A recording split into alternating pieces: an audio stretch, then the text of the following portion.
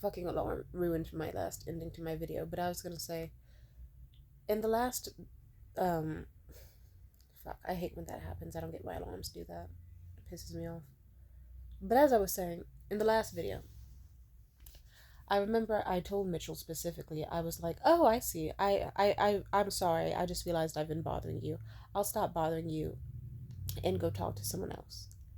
And then he responded back so quickly, like, hey, I was just kickbacksing. And he kept trying to initiate conversation himself. Even if I said something that left it kind of a dead end, he would still try to talk to me himself. And then, like, next thing you know, we were back to an equilibrium of contact. Either way, guess what? It still didn't change the fact that by that end of that week, on that specific Friday, we had a call that lasted maybe 30 minutes or so, where he was just back to his deny, gaslight, revise history. Oh, it didn't matter to me. Oh, that week was fun, but it was just a week. Or, oh, and all that. All that. He wouldn't stop trying to twist it. And even he knew that was fucking fake. Even I could tell it was just excuses from a sad, scared man trying to push away his feelings like a pissed baby. I know one could be like, how do you know he didn't mean what he said? The way he said it. He has the way he talks when he lies. Or when he's defensive or when he's scared. And I saw through that shit. But I know that at some point, I asked him, I was like, okay, if you truly have felt nothing for me this whole time, what was with that 9-hour phone call we had? You're saying you didn't see me as a romantic interest or even as a friend during that, because it's like I was telling you to go to sleep. I was actually demanding you. You were the one refusing. That was 9 hours of conversation. And you're saying that it meant nothing. And he tried to brush it off and he stuttered and he was like, well, it was, I just felt like doing it. I don't know. It just happened. It was just, I was just seeing where it went. I didn't feel any way, one way or another about it. I was just seeing where it went. Bullshit. Even when I did hang up in the phone call, even when moments got toxic, he still called me back the second he fucking could. I'm just saying. It hurt a lot, everything that happened between me and him at that point. I do remember specifically he did say this, though. Towards the end of that phone call, he did get a little more vulnerable. He did admit that he felt something and that he was scared because he didn't know where I would fit into his life. And I get it. You're an ADHD man with a routine. You have to have this thing or that thing in your life to, think about it. You can't have an all-encompassing, obsessive, artistic ADHD desire for someone when you're the type of person where if you're thrown off your routine, you forget to eat for several days. I get it. I get it. No offense, I could tell he had very intense ADHD because, no offense, even when we hung out the week of Christmas, we would be walking in public and he would not take his fucking eyes off of me, or he would zone out just because he liked hearing me talk. But then he'd zone out a little bit too hard and I'd have to be like, Mitchell, Mitchell, Mitchell. And I would grab him fully by his arm as he was walking, trying to pull him back. And he'd be like, huh, what are you doing? And I said, it's a fucking red light. Are you trying to walk into oncoming traffic? And he was like, oh shit, I didn't even notice. And it was flattering that he didn't notice because he was too busy staring at me or talking to me. Or because he was just in his own little world for a bit. His body was on autopilot. And his attentions were first on me. And I know how bad things can get. I truly know. I knew from the start that he was mentally stable-ish. And it is nice that over the week we had been together, the first week, he did admit to me that he had a tendency to get really obsessive over people during flings. It's just a shame that just like his other flings that had to end horribly, I remember he told me at some point he didn't understand why his flings ended so badly before. And I just kind of knew to myself, okay, so this is the type of man who probably is just emotionless as fuck. Or he's highly emotional, but still will never be able to see what he truly did wrong. Because I'm able to say why things ended wrong with me and people. I am. Him, no. It's like he would love bomb the shit out of people and then end things, possibly very coldly, and then complain that they didn't like him afterwards, or that they ended on bad terms. We all know he probably deep down knew why they ended on bad terms. He just can't confront himself. He doesn't want to face himself. He's a pathetic little coward of a man, and I deserve a lot better than him. But I have to say, it was a bit sad that it's like, I wanted that man to like himself. I wanted that man to be vulnerable with me consistently, not just when he felt scared or backed into a wall or like when I had to be the one to be vulnerable first. I wanted it to be something where he felt safe doing it. There's like one or two small moments where he did, like over the week we hung out, that were noteworthy. Just, I don't know. I like Mitchell a lot, sadly, still, even as I record this video. I gotta eat food. It's hungry and it's almost 1 p.m., but I'm just saying it like this. I remember the way that he told me he was worried that we couldn't be friends because he knew that he would want more out of the situation. And so that's why he wanted to end things.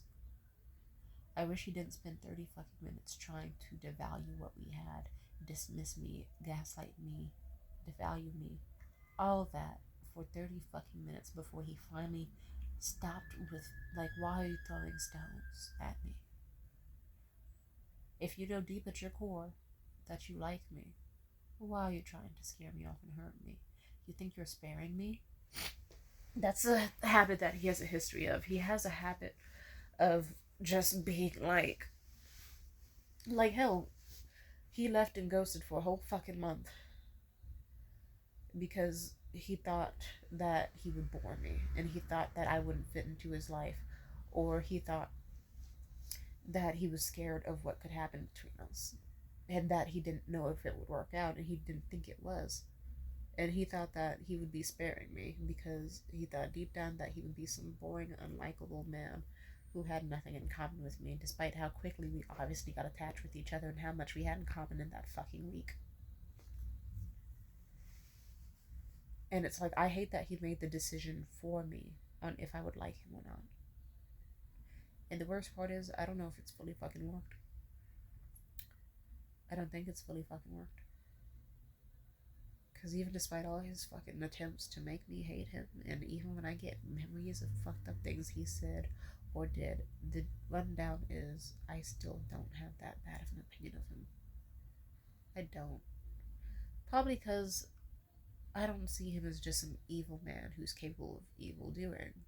Or even if he is, absolutely. But I just see him as a scared little pig. Like a scared little kid who has mommy issues and doesn't know how to face himself, and who wants love but is also scared of it, because he's afraid of getting hurt. Someone said recently that fearful avoidance are kind of like, you know how you see a kid and they'll be crying for their mom, but then when their mom actually picks them up, they kind of shove away their mom? It's kind of because in the kid's brain, the kid really wants comfort and its mother and love, but they know deep down it's not permanent. So even though they want it and they're having the big feelings, if their mother does come close and try to hug them, they just think to themselves in their little kid brain, like, no, she's gonna walk away and leave at some point. She's gonna hold me for 20 seconds and then fucking go back to her computer or go back to the TV or whatever. And I don't want that. I want her all the time. And so then you'll see like a kid push away from its mother before the mom just starts kissing his face and the kid just gives in a bit. That's how Mitchell is, from what I've noticed. He's a gorgeous man. He can be very intelligent when he wants to. He's very emotionally intelligent. It kind of depends. Like, it's one of those weird things where it's like, I'd say he's smarter than a lot of people I've met, and definitely very good at reading people emotionally. I'd say he can be very intelligent. But when it comes to vulnerability, it's like he just reverts into the equivalent of a kid throwing a tantrum. Like a kid saying, "Nuh-uh," like a kid that like broke a vase and runs and hides about it, or a kid that like will fucking hit another kid with a baseball bat and then keep blaming the kid for being in the way, or will be mad at the kid for crying or whatever and getting him into trouble. It's pathetic. It's like, nigga, you're almost 30. Get it together. I think he should get therapy. Like Jesus. Anyway, I really liked Mitchell though. And I guess I can figure out for myself soon what would I like to do. Would I like to make a video trying my best to remember everything, even though I did just get hit with a memory that I almost forgot about during the week between me and Mitchell, and it pissed me off that I would have forgot that, because it's like, if I can forget that, and I have photographic memory, like, am I really to be trusted with the content? regarding every single detail that's happened? Am I gonna be able to make an efficient video that gets out all my feelings? Would I be able to say things linearly and not backtrack too much and be able to tell a linear story so people can understand the depths of my emotion and my perspective? Who knows? But I will say this: Mitchell needs therapy. And of course I do. At least my excuse is that the therapy backlog for my fucking insurance provider is booted to fucking hell, and it would take a long time for me to get an individual therapist on the wait list. I have an excuse. That nigga has a well paying job in health insurance, and he's just like, hey, I'm just gonna keep falling for women in between like a week and a month, getting very obsessed with them, and then vanishing when I'm scared of what I built up myself to be as a romantic relationship, because I put them on a pedestal, but I also don't think they're worthy of me. I don't think I'm worthy of them, and then I'm gonna vanish. And then when I'm feeling sad and alone and horny and unlovable, I'm gonna convince myself that I'm capable of a healthy, quick little bang with somebody, and then rinse and repeat. He will do the same thing to millions of women until one day finally the right one fucking shoots him. I'm sorry, like, and I know that's a little brutal, but no offense, don't fuck with bitches like that. I like, he's no offense. The only reason I'm not losing my shit a lot harder than I am is because he lives far away. Also, because to an extent, I still like him. He did a lot of good for me that week and a lot of bad. But, it's like, I don't know. Even when I want to do bad to him, I think of the good. And plus, I don't know, I have a feeling he might come back. But then again, I don't know. I've just been thinking more lately. I want to rip off the band-aid and just hurt him really bad. And then I can just cause turmoil in his life the way he caused turmoil in mine for the past few months, and I can move on with my nice wonderful life that he has no access to, and as he's miserable and suffering and embarrassed, I get to be happy as fuck. And that works for me, even though I know with idiots like that they usually ruin their own fucking life. But what can I say? I truly at my core believe I loved this man to an extent. I would have loved him as a friend, I would have loved him as an acquaintance, I would have loved him as a lover. And at the end of the day, no matter how much he seems to have feelings for me, clearly not that much. Because he's the type of dude to stare at me slamming my head at a bus stop and not do anything until he thought he was going to get stabbed. He's the type of man that can know I'm suicidal and alone and crying for an entire fucking month and only came back to have that 9-hour phone call in the first place because he was worried about consequences hitting his mother. He's the type of man who can have overwhelming feelings for me but still think that I'm not deserving to know how he feels and I'm not deserving of a conversation or elaboration or anything. He's not, and I remember the way that during our final fucking phone call, all I did was ask for a few moments of silence because I was about to have another episode and I didn't want to spiral, not towards him. I liked him. I wanted to figure out what kind of connection I think we could have. But mind you, the last phone call we ever had, he would not stop gaslighting me and fucking switching up on me in the way that he knew would hurt me, in a way that he knew was fucking unnecessary and would get him farther from what he truly wanted. Even if he wanted to push me away, he didn't have to do it that way. I would have been fine if he had just acknowledged that what we had was real at some point, or that I truly fucking meant something to him. Maybe I did, maybe I didn't, and that is a turmoil that I may have to deal with for the rest of my fucking life. Wondering which was the real Mitchell. The one that left me to suffer, and the one that did the bad, or the one who, wherever he was around me, otherwise, he still wanted to make sure I was safe. He wanted to hold me, to kiss me, to make me smile. The bad seems to be outweighing the good at this point. Finally, I'm starting to see him as a menace that he might truly be, instead of the beautiful person that I thought he once was. But it still hurts. Because it's like, why did it take him 30 minutes of trying to cause me turmoil for him to deal with his own turmoil and just admit that he was afraid of being my friend and being with me any longer, in any capacity, past like online acquaintances? Because he was truly afraid that he would want something romantically with me. Why was he so afraid to just be with me romantically? It's so ironic considering that he forgot about the bus stop incident entirely. Aside from like little moments here or there, he never remembered the head slamming, he didn't remember the knife. I don't know. It's just interesting, all of it. I don't know how to feel.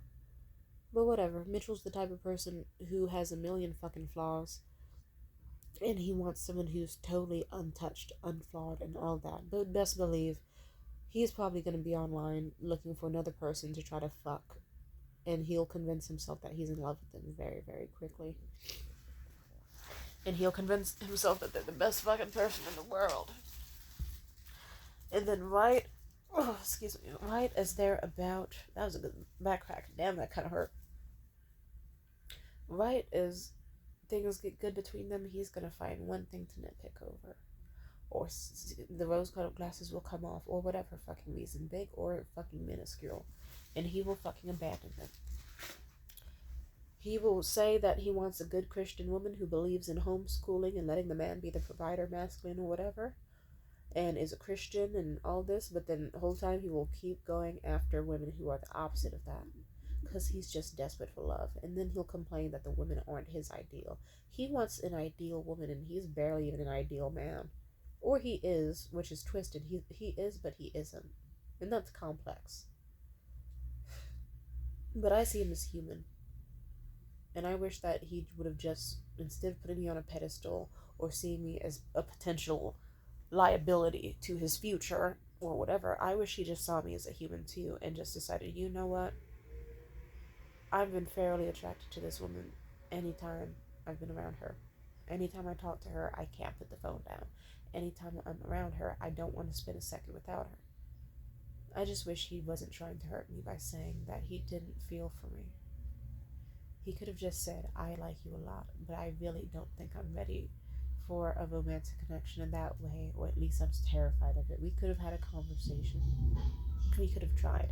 And even if he didn't want to try, I would have at least valued talking it out. Because we could have drawn the same conclusion and had respect for each other. But no, he didn't. And I remember how the last phone call ended with him trying to backtrack after already fucking admitting his truth. And I started hyperventilating, and I was feeling my eyes start twitching and my breathing get shallow. And I was like, please, Mitchell, wait. I just need a few seconds. I just need, like, can I get 12 seconds of silence, please? I just really need to think. Because at that point, I was so furious that my brain was filling up with words, and plenty of violent thoughts came to mind, and I started thinking really bad things. And I know that the best way to stop that is silence. I wanted to be able to take a deep breath until the voices died down and the intrusive thoughts went away, and where I could just confide in him. But I had already been way too overly rational and sweet and compassionate and giving to such a fucking thoughtless man. And you want to know what he did? He couldn't even go 5 seconds before he said, to me, I think it's for the best that we just stop. And then I just started screaming. And then I hung up. And I sent him some paragraphs that I vaguely remember. I know that at some point I said, if you truly ever gave a fuck about me, block me and never unblock me. Ever. And to fucking make sure he did it, I also told him my body count, because I figured that would scare his stupid ass off. And then he did block me. And then me, emotionally turmoiled and experiencing the edge of a blackout, it was a cross between, which do I hate more? Do I hate that he actually blocked me? And we can't talk about this sooner? Do I hate my own reaction to him? Do I hate him? Do I want him to keep me unblocked so he could read everything I'm saying to him? Do I want him to feel what I'm saying and hear what I'm saying and listen to me? What do I want from this man? Did I want him to actually block me, or did I want him to fight for me, to not block me, to keep me around? I don't know, man. All I know is I've been doing a lot of crazy shit since that interaction, and I might have to do one more final intense one just to reassure myself that he can be the one who's hurt and I can be the one who's happy and live my life like normal, because I am so tired of the shoe being on the other foot. But yeah. So that's how I feel. My stomach's grumbling like hell, but I'll say it like this. I really wish Mitchell could have let himself be vulnerable and let himself be loved and loved himself. And I wish that he respected no as an answer. I wish that he respected that communication could work above dismissal. And I wish his parents fucking treated him better. so that someone like him would not be as fucked up as he is. Even though I get it, like the type of man who said he would fucking kill my mother for me and was very pro estranging me, it makes sense that his family fucked him up so much that he probably doesn't know how to healthily communicate when he is vulnerable because they didn't show him healthy examples of love his direction or towards each other. So I get it. I get everything about Mitchell. I see him as a work of art, as a masterpiece, as a mosaic of amazing, complex, fucked up emotions, and I still to this fucking day I love him. I do. One day I'll forget that I ever have loved him. Hell, I'm already talking to somebody new, and I'm pretty sure all it'll take is for me to fuck that guy, and then I'll stop seeing Mitchell as this amazing, beautiful god, like, beautiful fucking intelligence, more awesome man. I'll see him as just a dude who I had a week with, and nothing fucking mattered, and I'll move on, and I'll live life okay. And I'm sure that'll be all it takes. It'll take me fucking one mid dude with a 7-inch dick who's nice to me and bought me a pretty necklace, and I can get the fuck over Mitchell. You know, the type of loser who couldn't even get it the fuck up, and who has fucked up tooth enamel and all that shit, and confusing hygiene. But I don't know. Let's just say I want to hurt Mitchell very badly, and then I'll do him a favor and forget about him ever. I'll burn the photos of us, or if I do have them, I'll just hide them so that then I can at least know that I had at least one fucking good Christmas. Even though he wasn't perfect, he wasn't. He was still perfect to me. I still see him as a wonderful, divine person in a lot of ways. I just wish he was better. And I know how can you see someone as perfect but want them to be better? It's me simply saying I want someone like him to like himself enough to be able to admit his mistakes, to hold himself accountable, to be respectful, and to just not fucking think I'm lying when I say that yes, me smiling ear to ear and cuddling you all the time and showering with you and doing all this stuff that I truly liked him. And I wish he knew what to do with my love when he had it. Simply to scare him running away. You wanna know what's so funny? The day me and Mitchell officially confessed feelings for each other on the 4th day of our Christmas week hangout.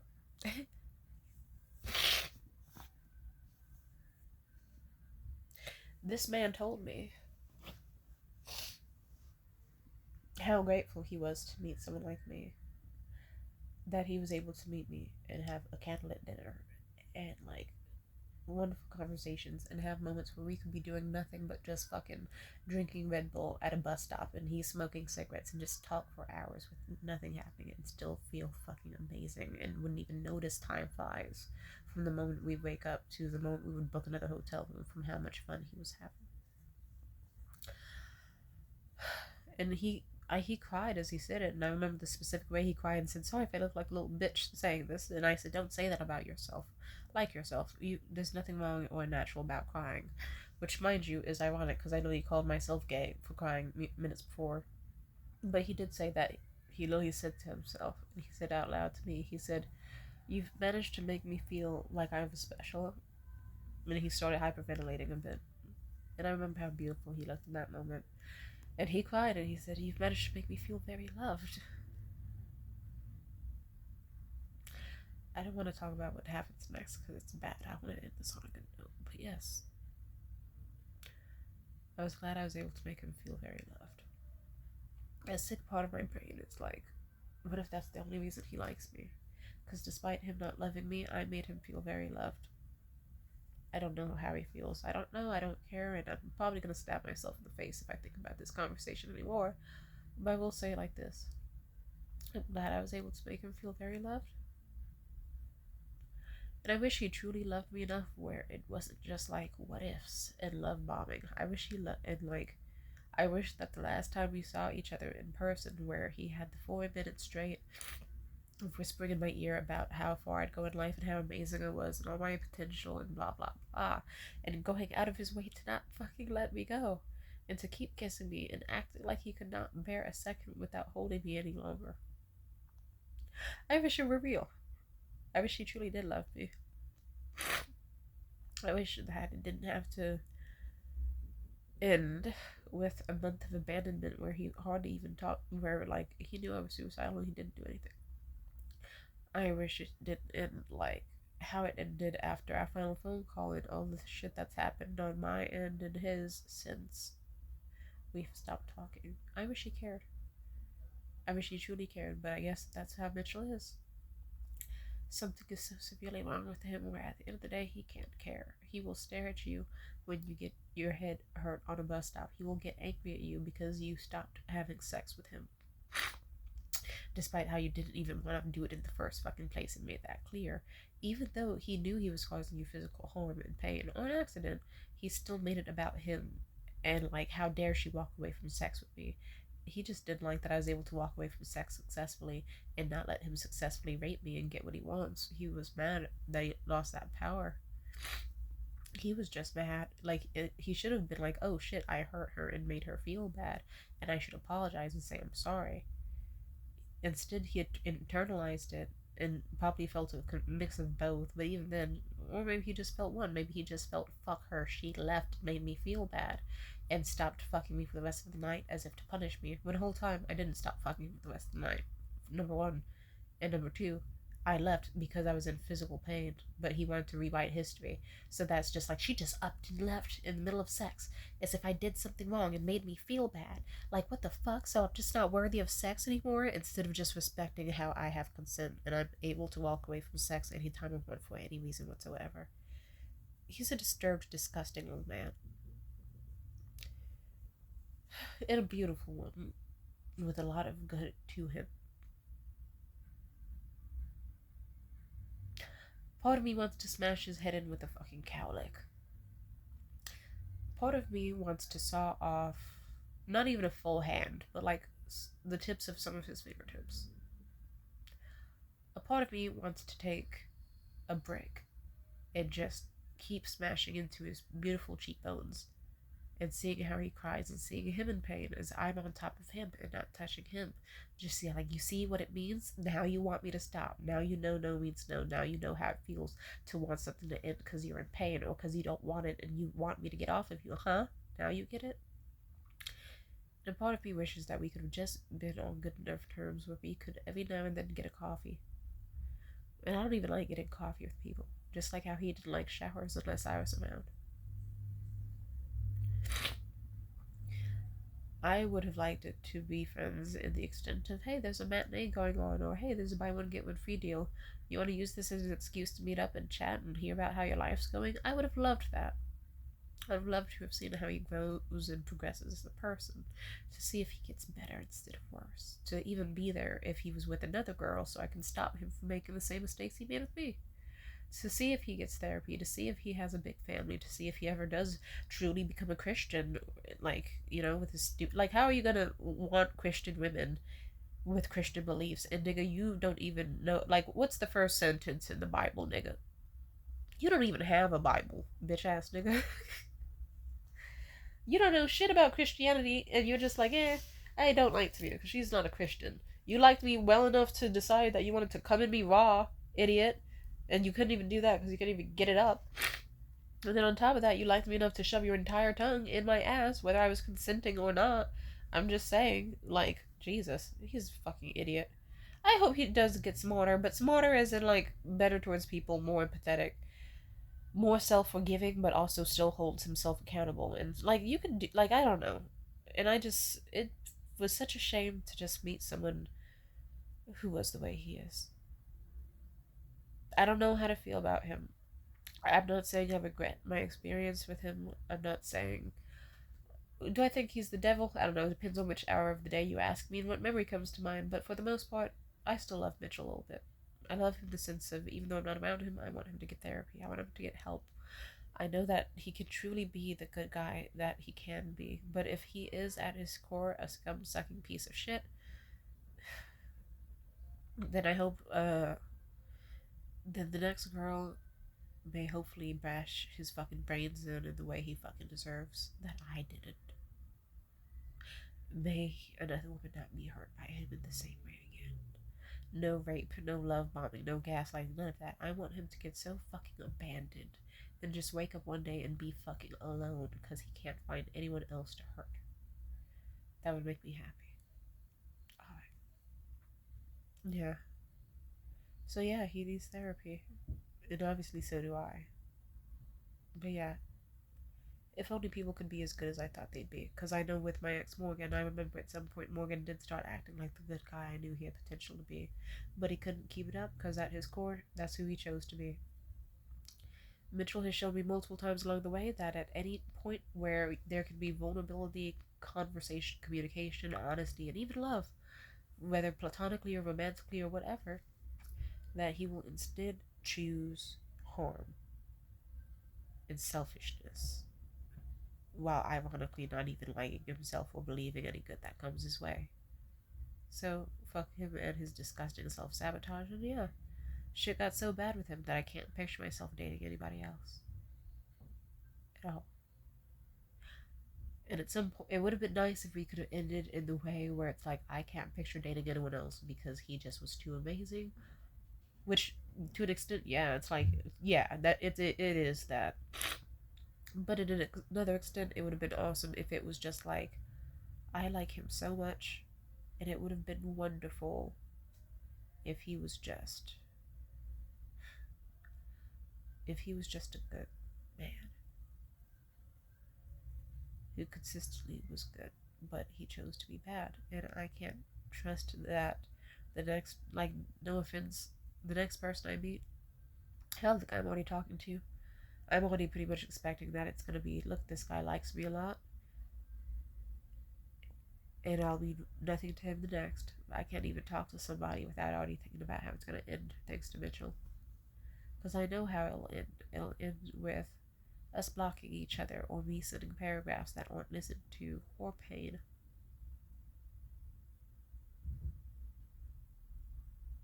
What's fucked up is before I met Mitchell, I thought to myself, I will always, like, I thought to myself the same thing. I thought, I don't know if I can believe in love again. I think there's so little out there that's good that I don't trust that I can be. I don't trust that things can go well in romance anymore. You want to know what's so funny? Then I met Mitchell. And he acted like such a dream guy that I thought to myself that how all the pain in my life did suck, but I wouldn't even be mad if this guy was my soulmate. He was so good that I fucking forgot about any pain I'd been through in 2024 until I met him. That was great. That's why it hurt extra bad when I saw this man swearing I didn't like him, or swearing that he would bore me, or swearing that he was unlikable.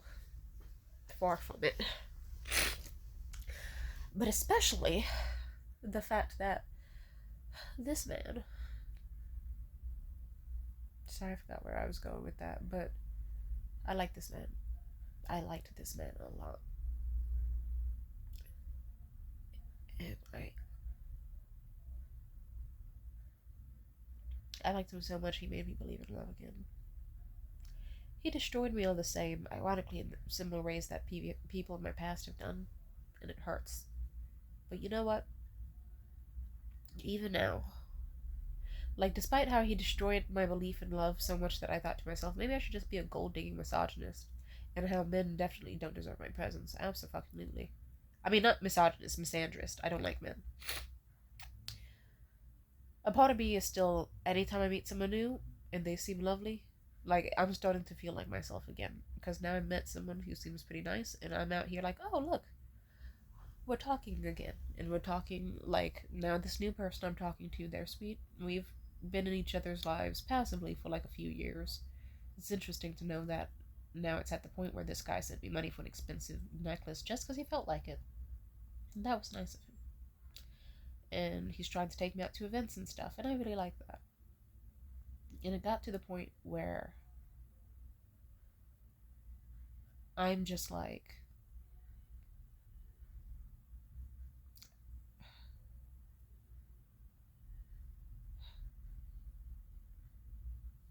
a part of me is like, I know how this will end.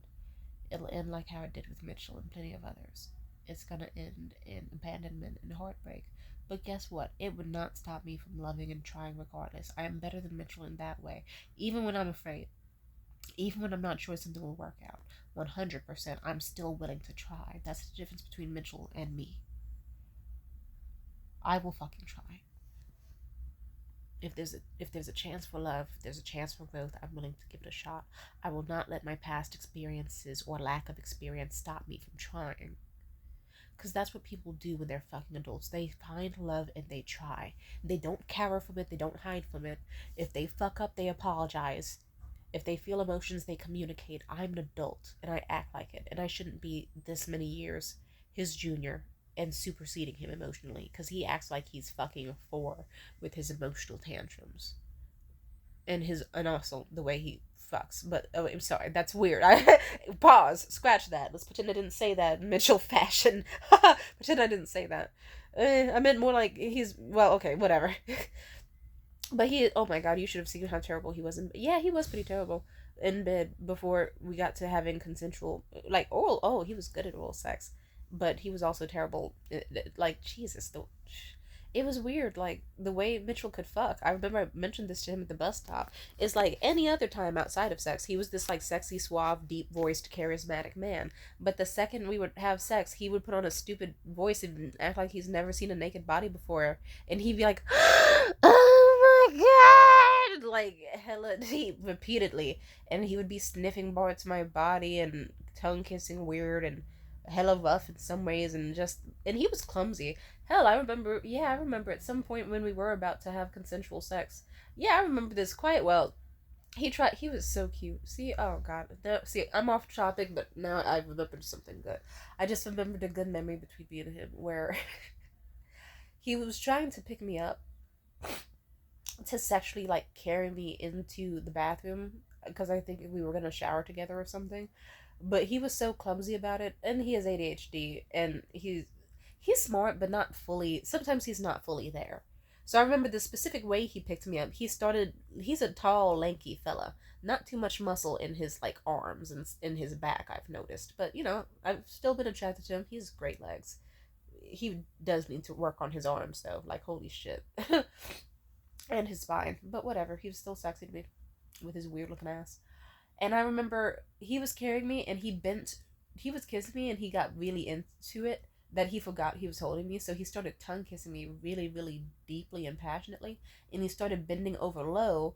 And next thing you know, this giant fucking man,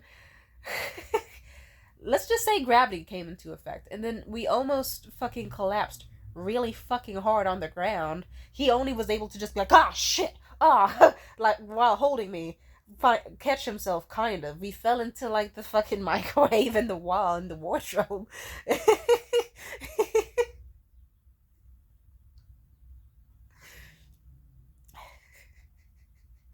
I did not let him carry me for most of that trip afterwards. I was like, this man is a health and safety risk. He's a liability. Yeah, he was very clumsy when it came to sex, but I could tell it was just because he was extremely into me, and it was the first time in a while, and you could tell he was obsessed with me. I liked it. If only that obsession lasted longer in a much healthier way that didn't manifest in his insecurities and a whole bunch of projections and paranoia and gaslighting and revisionist history and lying and sexual assault, that would have been great. If it could have just been wholesome moments, and like I would have loved to have just kept it wholesome.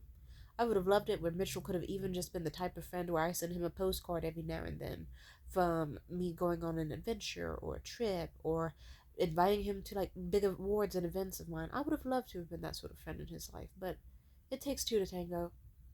And he's the type of nigga who will tango like fucking hell and then be like, "Nuh-uh, you never saw me dancing with you. It's all in your head. I have never ever even felt an urge to dance with you ever." And then when you say, "Well, what about that time you were tangoing with me for like a week?" Or what about that 9-hour phone call tango?